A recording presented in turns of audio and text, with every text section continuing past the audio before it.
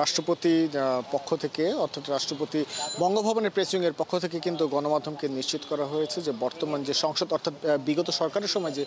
সংসদ ছিল সেই সংসদ কিন্তু বিলুপ্ত ঘোষণা করা হয়েছে এবং একই সাথে সেই বিজ্ঞপ্তির মধ্যে জানানো হয় আরও দুটি বিষয়, যেখানে প্রথমটিতে রয়েছে, দ্বিতীয় নম্বরে রয়েছে যে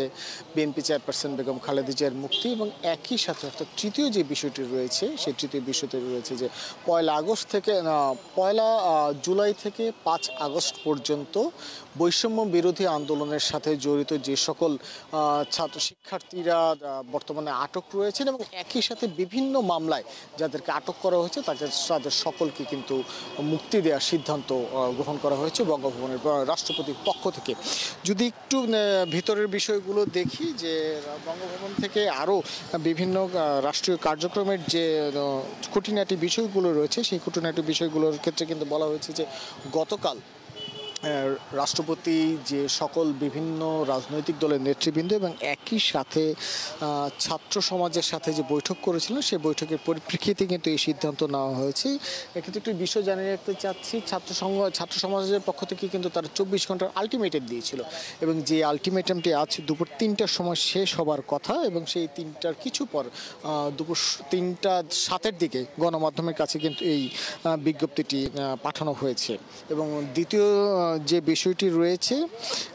সাবেক প্রধানমন্ত্রী বেগম খালেদা জিয়ার দণ্ডের বিষয়ে, এখানে বঙ্গভবন থেকে যে প্রজ্ঞাপনটি দেওয়া হয়েছে,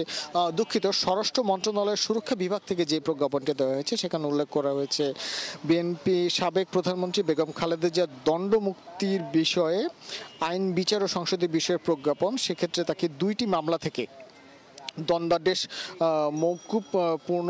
যে নির্দেশ অর্থাৎ দণ্ড মওকুফ পূর্বক যে নির্দেশ, সেই দুটি নির্দেশের বিষয়ে কিন্তু বঙ্গভবনের পক্ষ থেকে উল্লেখ করা হয়েছে। এবং প্রথম যে বিষয়টি যে সংসদ ভেঙে দেওয়া, রাষ্ট্রপতির পক্ষ থেকে কিন্তু বলা হয়েছে রাষ্ট্রপতি গণপ্রজাতন্ত্রী বাংলাদেশ সংবিধানের 48-3 অনুচ্ছেদ অনুযায়ী দ্বাদশ জাতীয় সংসদ কিন্তু বর্তমান যে রাষ্ট্রপতি মোহাম্মদ শাহাবুদ্দিন তিনি কিন্তু ভেঙে দিয়েছেন। সব পরবর্তী যে বিষয়টি রয়েছে যে অন্তর্বর্তীকালীন সরকার গঠন, যেহেতু সংসদ বিলুপ্ত করা হয়েছে সেক্ষেত্রে আগামীতে রাষ্ট্র কিভাবে চলবে সেই অন্তর্বর্তী সরকারের রূপরেখা কিন্তু বিভিন্ন পক্ষ থেকে তুলে ধরা হয়েছে। এখন দেখা যাক বঙ্গভবন তার যে সকল আলোচনার গতকাল পর্যন্ত তারা যাদের সাথে আলোচনা করেছেন তাদের সুপরামর্শের প্রেক্ষিতে অন্তর্বর্তীকালীন সরকার কিভাবে গঠন করা হয়, কতজন দিনের জন্য গঠন করা হয় এবং কতজনের সমন্বয়ে গঠন করা হয়। ভাস্কর, ধন্যবাদ আপনাকে।